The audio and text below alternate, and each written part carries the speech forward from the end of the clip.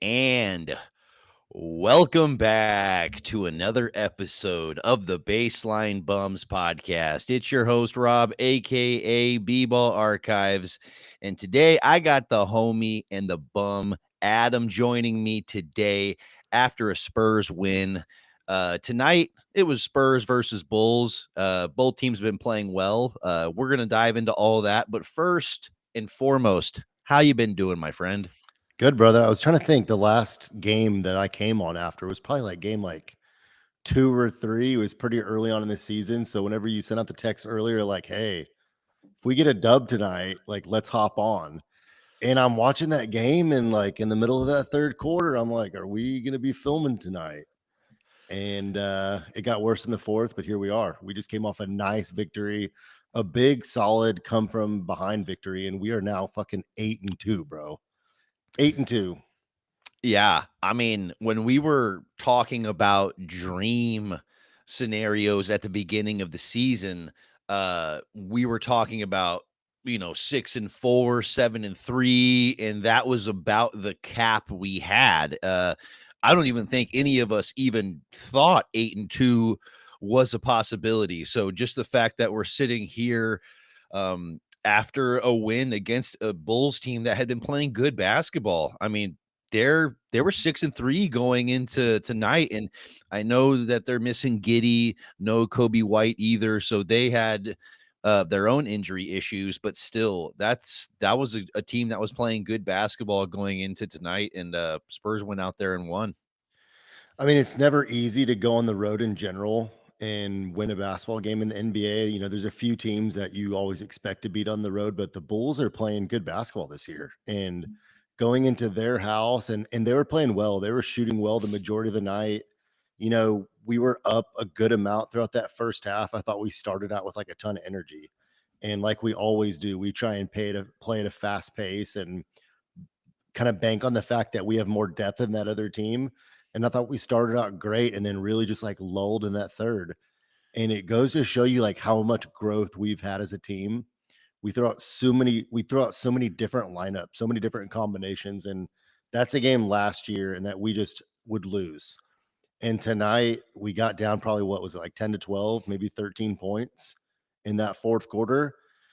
And the catalyst and something I want to talk to you about, whenever we sparked that run, we took out Fox and we put in Castle. And I think it was an immediate boost to our energy, to our defense, to our rebounding. Did you notice that as well? Yes, I did notice that.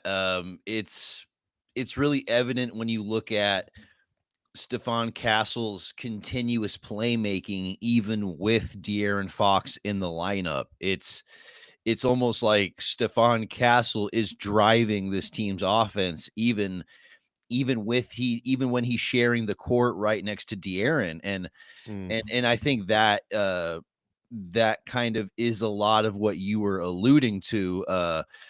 A lot of what we were seeing and a lot of the success that we were seeing tonight was coming from Stephon Castle. Another 11 assist night.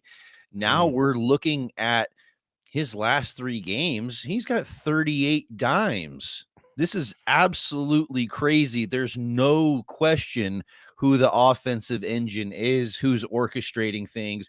Even with De'Aaron Fox back, it really Mm. looks like Stephon Castle is here to drive this offense.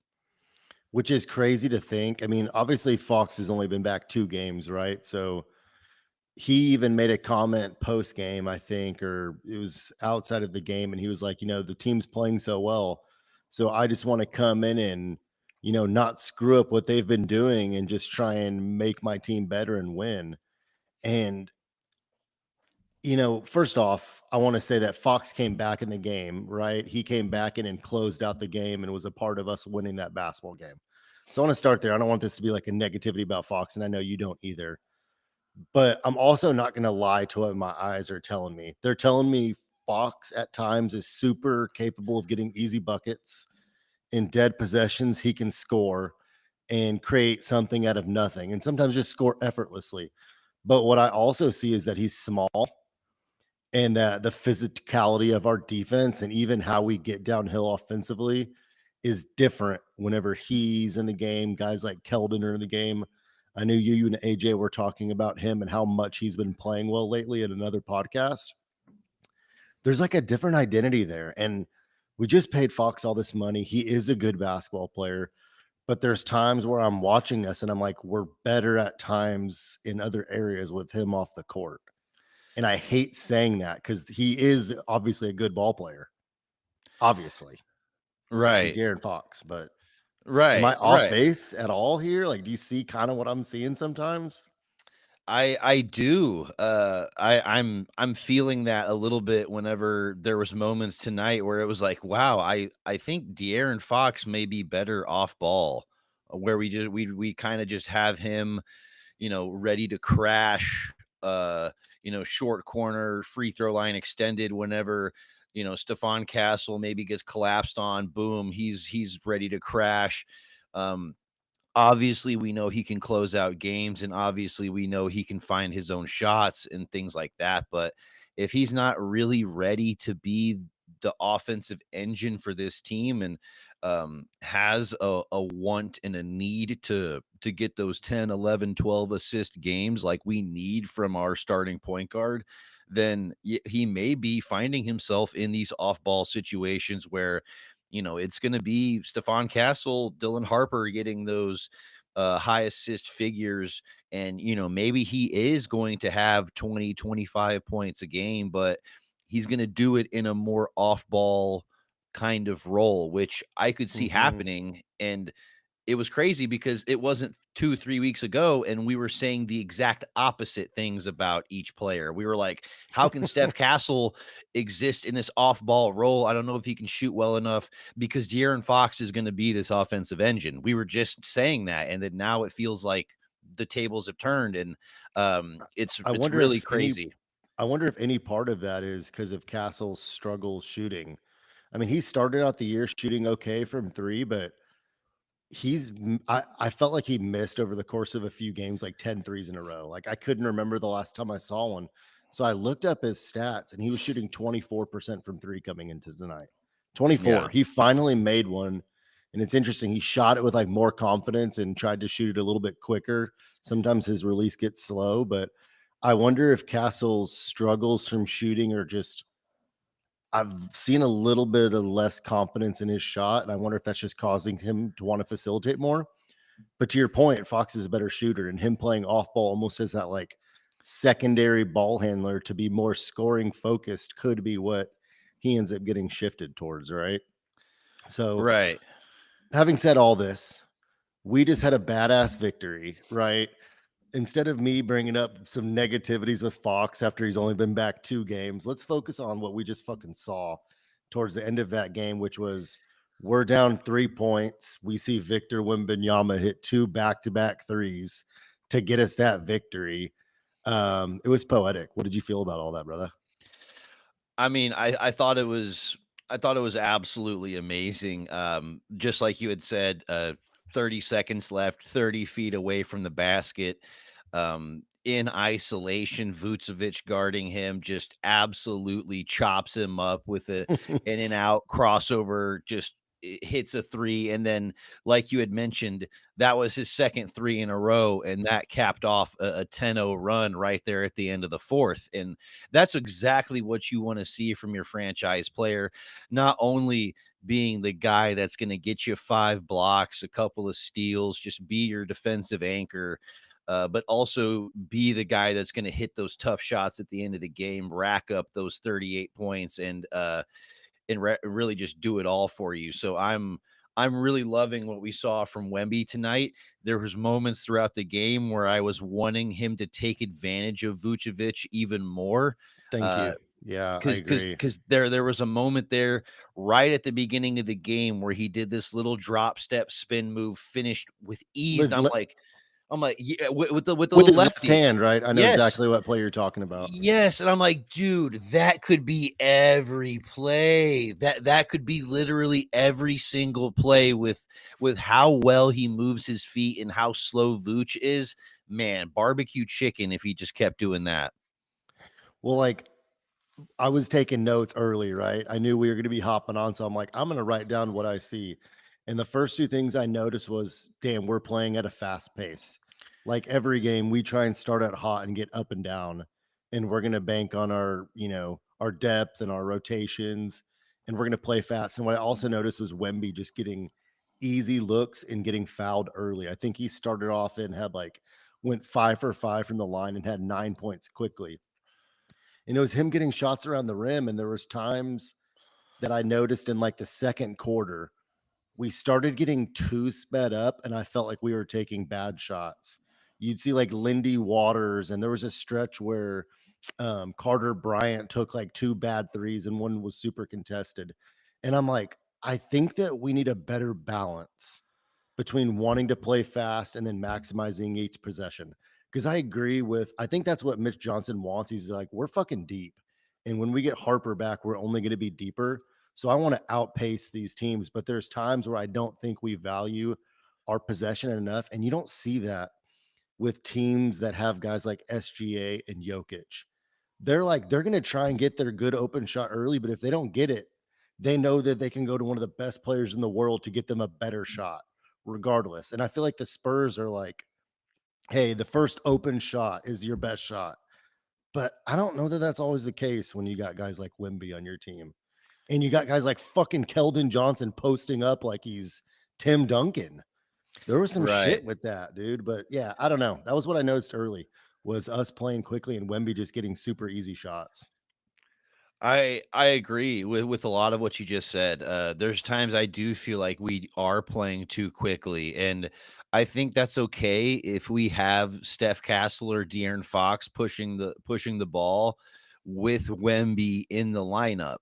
But Hmm. there was times where, like you were saying, we experimented with some weird lineups, and we had Lindy Waters out there, and we had Cornette and Olynyk out there at the same time, and It was some weird ass lineups. I was like, "Holy shit, we cannot push the ball with this slow-footed lineup." And it ended up there was one shot where Devin Vassell took a 3 and both Cornette and Olynyk weren't even past half court, and I was like, "Okay, guys, we need to slow the ball down." Like It chill. right, if it takes 15 seconds to get a decent shot, then let's do it. We just don't have the personnel to play fast right now, and so I feel like I like playing fast, but we need to pick and choose when we do that. Agreed. I agree completely. You mentioned Olynyk and Cornette playing at the same time. So I wrote down a note like just observing Cornette's more like pick and his I don't even know if it's like pick and roll because it's almost like I'm failing at my basketball terminology right now, but it's like a pocket pass where he's coming up to screen and just kind of fades back towards the free throw line. And he was having some nice high low. Even more so, there was a play with Olynyk where it was kind of a high low between Wemby and Olynyk. And then you saw Carter Bryant kind of cutting from the side. It was like, I think one of the first plays in the second quarter. It was like a designed play. Yeah, Um, and that's something that you get with Olynyk and especially Cornette, who's obviously going to play more minutes, is they're very creative with their screening and how they cut. And they're good passers and they're connective players that I think over time are going to continue to help us. So good first game back for Luke. He played for us down the stretch and gave us some really nice energy and rebounds. I really like that. Happy to have him back. absolutely. And I think it speaks volumes when we go back to that double big lineup with 3 minutes left and we're like, "Hey, this is a lineup that we can trust. We know it's productive. We know that we have multiple lob threats in the game right now." And we were absolutely using Cornette in that way. And he's Hmm. just been so efficient. And Yeah. I mean, obviously 6 for 6 tonight. I don't need to speak on that if that too much, but 16.7 rebounds, just doing exactly what you need him to do, being there, Yeah. setting hard screens. If that's our backup center, then we are absolutely spoiled. Yeah, we need him back, and you hit the nail on the head. Great first game back from Cornette. Um, We saw there was a possession in the fourth quarter when we were making our run. I think it was potentially before we brought Fox back in, or it might have been right when he came back. And him and Keldon got like two offensive rebounds in one possession. We finally got a bucket, and it was one of those like turning point.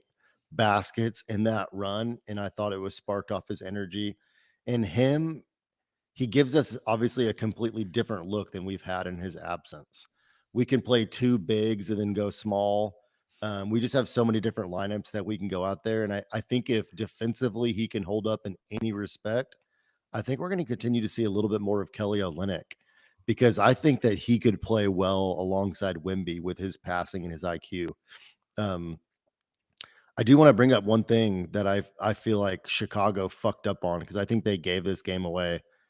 If you noticed, whenever they were kind of going on their run before we brought Castle, and they were doing like a borderline complete 5 out, Yeah. and we just looked slow defensively. And I thought that whenever we brought Castle in and they switched up their lineup, it completely gave away the game for them. So I'm thankful that they didn't make the right adjustment, and I think them bringing Vooch back in kind of in a weird way helped us, even though he's obviously a good basketball player. Well, I mean, he's good offensively, but Yeah, thank you.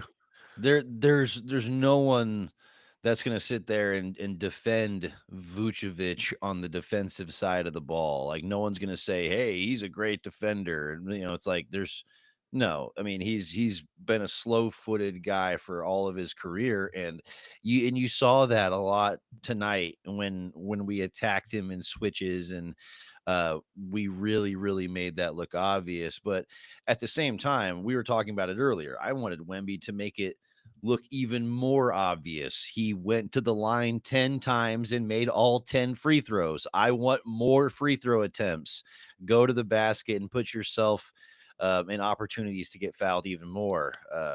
I still feel like he's not getting enough touches starting closer to the basket, and he's trying to dribble through too much. I think that's been obviously he's playing great. Like he's a defensive nightmare for any team.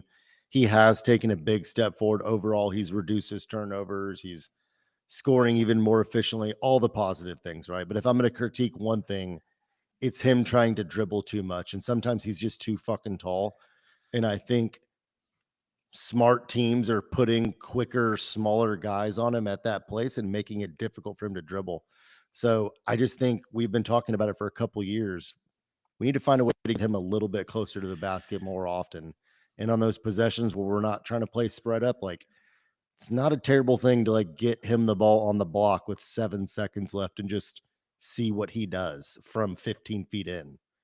Just get him faced up with his dribble in ISO any amount of time on the clock, just from like 12, 13 feet, and you're gonna have a good chance. So, but overall, thrilled. Couldn't ask for a much better start to the season, and tonight was a big win against again a Chicago team that's been playing good basketball, even if they don't have the Giddler with them tonight. Yeah. Yeah, they definitely had a couple of things limiting them, but at the end of the day, that's going to be the story for pretty much any NBA team all throughout the course of the NBA season. There's going to be, oh, you played so and so without so and so, and sure, does it kind of create the narrative? But at the end of the day, we're going to have a record. And we're going to be defined based on that record. So we need to go out there and get these wins when we can. Stack Um, these motherfuckers up, that's for sure. And we've had injuries all year, so it's not like we've had Luke Cornett for all of like 3 games. We lost Harper, who was on a roll. Right, We didn't we have just got Sohan. yeah, I'm still not sure if we have him. Um, right, he only played, like, what, 10 minutes tonight? Yeah. yeah, I'm not even looking at the box. Was it really? Yeah, he only played So 10 minutes. so obviously, we're hopping on to talk Chicago Spurs basketball game and our win, but I haven't been on to talk with you for ball for a little bit. So I just kind of wanted to talk through some like I guess bigger things that we're seeing for the Spurs, maybe some like revelations. And one of which our counterpart, Mr. Agapito, would be thrilled to hear me say, I don't see a future for Jeremy Sohan on this basketball team. I just don't. He can't shoot. Tonight was the first time I saw him look at the rim from a three-pointer. He finally shot one. And I think it's because the coaches were like, you're open all the time. You can't keep giving up shots. He can't shoot. There was a time period tonight where we put him in at the 5 and tried to play small ball 5, and he was too small. He's not fast enough anymore, in my opinion. Maybe he's not healthy to guard guards. And he can't shoot. That's the biggest thing for me is he can't shoot. And I'm looking at Carter Bryant coming up, and I'm like, huh, he can do a lot of the same stuff that Sohan can. And if he's more athletic than Sohan, he might be a little bit shorter, but he's going to be able to replace that. And then we could just play bigger with other guys. So we didn't extend him. I don't think his market's going to be very big. It's going to have to be a pretty cheap contract for me to think we're going to bring him back. This is my Yeah. Baylor Bear. I have his jersey in my closet. So, like, am I going too hard or are you seeing the same shit I am or am I overreacting? I mean, I don't think you're overreacting. I think that you're just reacting. I think that we're seeing a guy that's coming back from an injury and then he's coming back to a team that didn't quite look the same as when he left it. So, Mm, we have, a healthy Fox, Dylan Harper edition. Now it's like we're a heavy guard team and our lineup skews that way. And so now it's, we got Cornette, we got Olenek. How are we going to get him minutes? And it's like we have to fit him in very specific lineups where there's enough shooting around him to make up for his deficiencies. And mhm. I'm starting to see less and less how we make that a reality. And unless he blossoms into this lockdown type defender where, like, I mean, he's gonna have to really start looking more like Herb Jones or Jaden McDaniels real fast Yeah. for me to start like really trusting me to be like, all right, Jeremy, go guard that wing guy and shut him down. It's like I'm not trusting him to do that right now. No. And so, is he a good defender? Yes. Do I want him on the team? Yes. But is he going to need to get better in order to justify his role and his position on the team? Yes. He's got to get better.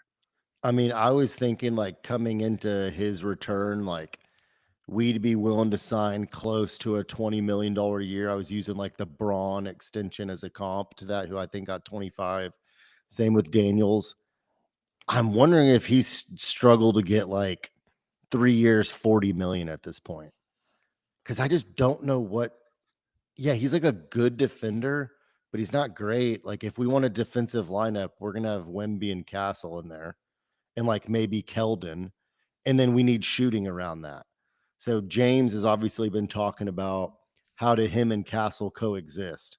And it's tough. Like you could have Castle and Sohan and Wemby, and then maybe a couple shooters like Vassell and Champagne or something. But like, why are we going to change the rest of what we're doing to fit around to how get Jeremy minutes? It's not like a priority. Like you said it, we're playing faster, we're shooting more threes. It's like first shot up sometimes, and I'm okay with that if it's like good shots from Vassell and Champagne and Keldon and Barnes and their open looks. I'm cool with that. Um, but I just don't know where Sohan fits in. And I hate saying that. He's still young, but the fact that his shot hasn't developed by this point in his career, it's not a good sign. And I'm gonna go live and say, AJ, I think you're right. I'm sorry. If you're listening live, drop a like. Sohan sucks. Yikes. Whoa. Yeah.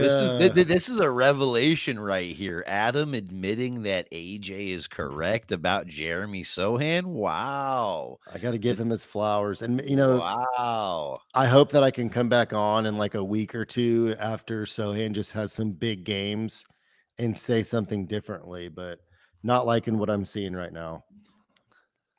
Well, yeah, I mean, there's a lot to be desired. We just don't really have the personnel for him to just go out there and play his brand of basketball, which kind of sucks because I thought that he was going to develop into that, Dennis Rodman rebound at will kind of role, but he's just not that good of a defender to call himself Dennis Rodman and definitely not a good enough rebounder to put himself in that category. So, yeah, Mm-mm. it's just tough justifying his role out there at this point in time. And especially, we got Cornette playing big front court minutes. He played 20 minutes tonight. Olenek only played 3 minutes, but we're playing a lot of Harrison Barnes at power forward. He's playing 28 minutes a lot of games. That's what he did tonight. And so I'm looking at it through that lens. And if you're going to be out there, and we already have Steph Castle and Wemby, who are sub league average 3-point shooters, you got to be better at hoisting the rock from three, and he's just not. And I don't know that he ever will be. Speaking of Castle, like, are we? I can't even say are we concerned because he's doing so many things well. Like, I just wanted to say, like, he's playing great. Like, he's turning the ball over too much. He didn't really tonight. He controlled the ball well. Overall, he's turned the ball over too much. I know y'all have commented on that. His shot from three's bad. His shot in general right now is bad. But in spite of all that, he's still bringing so much to the game. He's strong. He gets downhill. He attacks. He finishes through contact. He just gives his all like every possession, and couldn't be happier with the jump I've seen out of him. And I'm so big on shooting and what that does for spacing and team basketball and fluidity of an offense. But I'm watching him and I'm like still happy, even though I see him shooting and don't think it's going in. And it's a kind of a cool feeling because I think he can get better at that. He's at least a willing shooter. And I've seen him maybe lose a little bit of confidence, but that one 3-pointer he hit tonight, I swear it was like somebody told him, like, the next time you fucking shoot that ball, like, shoot it with a more confident motion. And I felt like he did, and it just like went in, and couldn't be happier with what we're seeing out of him right now in year two. I think a bigger jump than I was even anticipating. Oh yeah. Yeah, I think a lot of people were expecting the game to slow down for him and him to look even more comfortable, but this is a different level of comfortability, and I agree. There's a lot of times he steps up to those threes, and I think he's going to hit it because, he's got good mechanics. It's not like Yeah. he's got a wonky release and it looks uncomfortable. There's moments where I agree where it's, maybe a confidence issue, or, he's kind of second guessing himself a little bit. But it's definitely not a mechanics or anything. And that's why I largely believe that he will improve as a shooter. Man, it's just when you have the ability to get downhill and collapse the defense like that, you are always going to be a threat, like such a massive offensive threat. And even if he never develops into a league average 3-point shooter, I still think that he's going to be deadly, absolutely deadly for us moving forward. Well, he reminds me like he is way bigger ceiling than these guys, but he just sticks out as a guy. Like if we're playing Oklahoma City in the playoffs, and they've got all these dogs on the court like Lou Dort and Caruso, all these strong guards, that he's going to be out there and just be like, yeah, like I'm like that too, but like I'm a better basketball player than you also. And I Right. think you need guys like that, and I think you're going to see that with Harper too. Because that was something I saw about with Harper before he went down, was like, that dude's just big. He's bigger and like just he's a smart defender.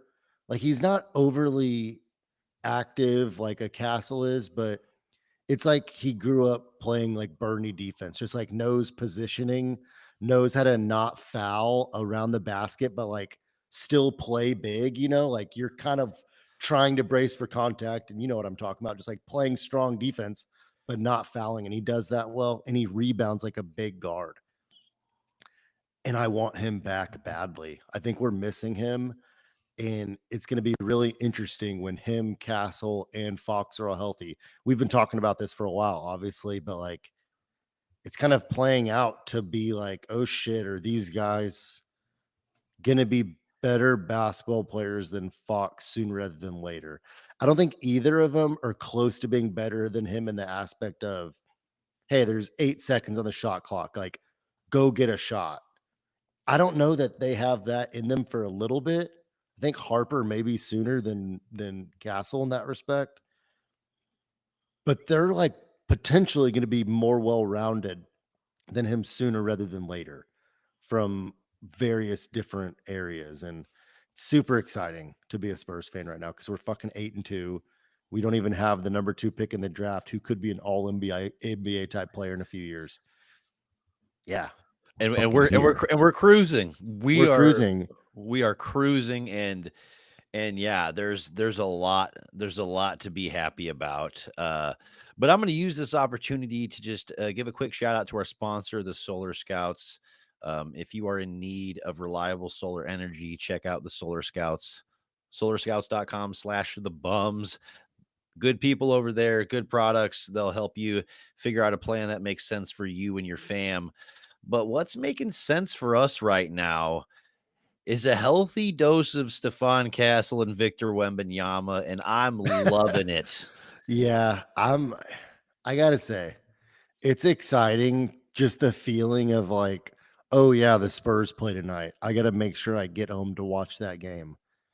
I haven't felt like we were must-see TV for a bit. Obviously, once we got Wemby, it was like, "Oh, I wanna go watch Wemby," but, like, he's been hurt, and then we haven't been the best, and now we're 8-2. We've got an upcoming 2 4 whoa, do we have 5 home games in a row? Am Yes, I we do. looking at that correctly? We play the Warriors in back-to-back games at home. We play the Dogwater Kings at home, the Grizzlies, and then the Hawks. Um, And we've been playing really well at home. we That's what I'm have. saying. It's We're it's a undefeated at situation home, right? that yes, indeed. That's what I'm saying. It's a situation where we could realistically be 13-2. I was gonna say that, but I didn't. I was gonna say, like, we're gonna go 4-1 over that, but, like, if we went 4-1 and we're 12-3, I mean, even as it sits currently, Detroit's 9-2, Oklahoma City's 10-1, and then we're 3rd in the NBA at 8-2. Yeah, I mean, we are a force to be reckoned with at that point. I mean, people were thinking of this was gonna be our timeline 2 years from now, and it just got moved up a whole lot, and it's exciting. It's exciting to talk about it. Like, I love this. Are you terrified of anybody in the West besides Oklahoma City? Um, I mean, I think that we've seen over the last week or so that, Denver and Houston, they're teams that are really solid, but they have little kinks in their armor. There's things that you can kind of do to rattle them. Obviously, we just got a victory against Houston not too long ago. We sure did. Um, absolutely. And I've watched a couple of Denver games and, as much as I love the Cam Johnson edition, it does look like that's going to take some time to kind of gel. Mhm. He's not playing as well as I thought he would have right out of the gate. So there is some things there, but it's like, if we're playing at our best and those teams are still kind of figuring it out a little bit, why can't we compete with those teams, with those second tier teams in the West?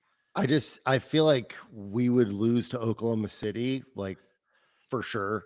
Like, they don't even have they don't even have J-Dub back yet, and they're fucking 10-1. They're just good, and I don't think we're at that level this year, but I don't look at any other team in the West if we got matched up with them in the playoffs that I'm like, "Ah, it sucks." Like, obviously, Denver would be tough. Like, Jokic is not gonna be easy. Like, Minnesota would be difficult. They've got a lot. The Lakers, like, I didn't like how we looked against Luca. They were very hurt, and Luca did very well. But I just think we got a chance against anybody. And it's a long season. What we could lose 3 of our next 5 games and be talking like, God damn, like we really need Harper. You know what I mean? But right now we're 8-2. We don't even have one of our best players. Yeah, I think Harper is already potentially one of our better players. And Absolutely. we're fucking here is kind of what I'm saying. And the rest of the NBA is there. Right. Yeah. I mean, right now we're 8-2. The rest of the NBA has been put on notice that the Spurs, we are not fucking around this year. And, if we make it past the first round and win a playoff series, do you know how electric that would be for this Spurs organization? Like that hasn't seen playoff success in damn near a decade. Yeah, that would be monumental. All right, I don't want to bring us down to earth too much, but we're 8-2. We're currently the 2 seed in the West. I think it's imperative that we need to finish top 6. I don't wanna be competing to make the playoffs. I wanna be in, right? Like, I wanna be on you. I wanna be in the playoffs, and, Minnesota's 6-4. They're the 6th seed. You've got Golden State 6-5. But honestly, kind of like, what's going on with the Clippers? They're 3-6. It looks like it's gonna be tough. It's gonna be a battle probably between a few teams to finish in that top 6. Hopefully, we don't fall down to that, but I'm liking where it's looking for us right now, brother. I'm liking it a Yeah. lot. Yeah, as long as we stay in that 2 to 5 range, I am good, my friend. Um, is there any other stuff that you wanna talk about? Any other Spurs related stuff you wanna get off your chest before we dive into these dunks, my dude? Man, like, I wrote down just I feel like we touched on a lot of stuff throughout the game. I feel like we touched on, yeah, pretty much everything that I wanted to say. I mean, we talked about Fox and his ability to get a bucket, talked about his defense, talked about Castle shooting. I feel like we've got a good summary. I'm happy with what we've got. I'm thankful for Mitch Johnson. I feel like I hate to say this, but I feel like this was long overdue, that he's harder on our players and almost expects more out of them, and Popovich got too soft. So love Pop for everything he did for the organization, but I'm happy with what we've got in Mitch Johnson right now. I agree. I think he's got a little bit more like ethical Ime Udoka in him. Like a little bit of that, but a little bit less like talking shit to players on the other team. So yeah, That's no, but we can get into those dunks for sure. let's dive on into those dunks, my friend. Do you have a yam ready to go? I'm gonna have you lead on that, and I'm gonna be thinking of one in the middle of doing this. Okay, Shit. okay. Okay, well, there's honestly a couple of little yams that I had. First and foremost, I have to dunk on Jalen Brown. Okay. Like, how is your hair gonna come off on a player's jersey twice?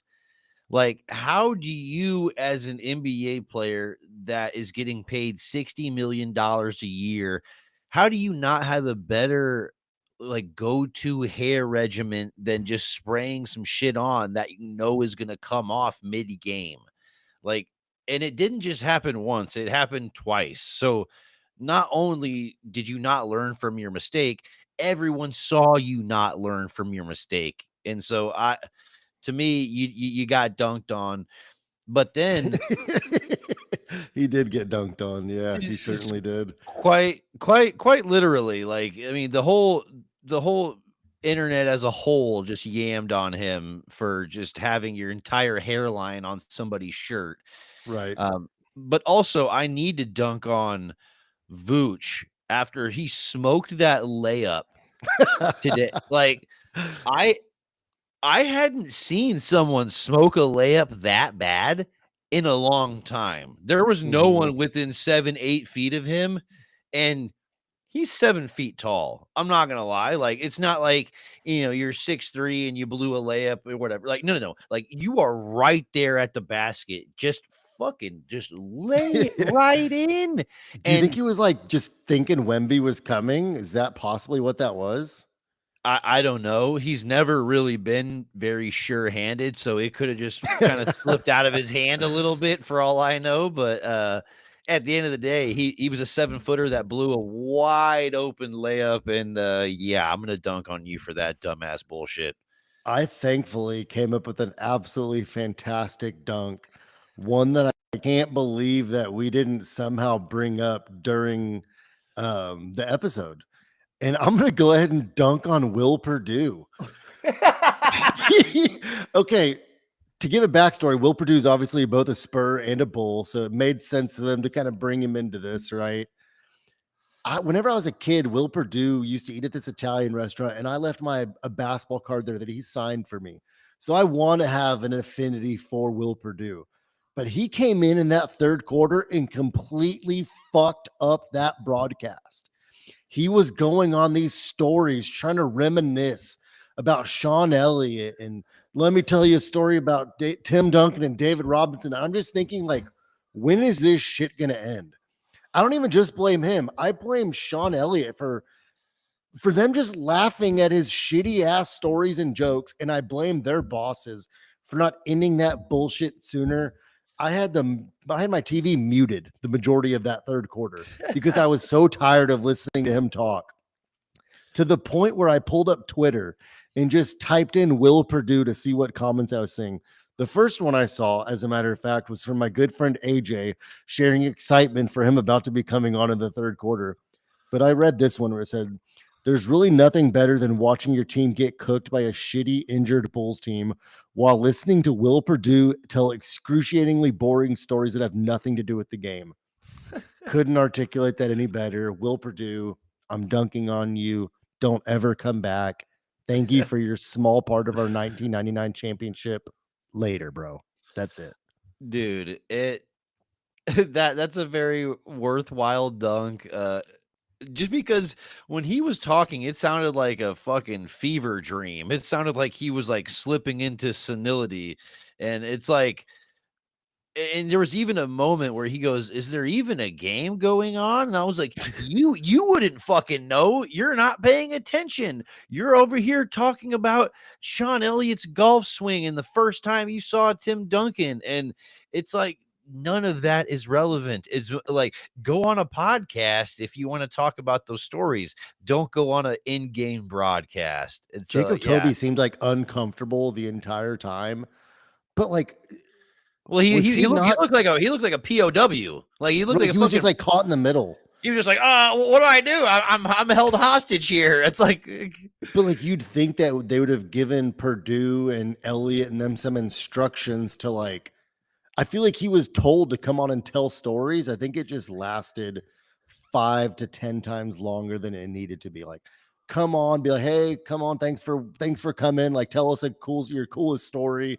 We appreciate you coming by. But no, it was like they were giving him a trial run to see if he could fit in. And guess what? He fucking can't. So no, like he no fitted more out. Will Purdue. He's out. Yeah. Dunked on with aggression.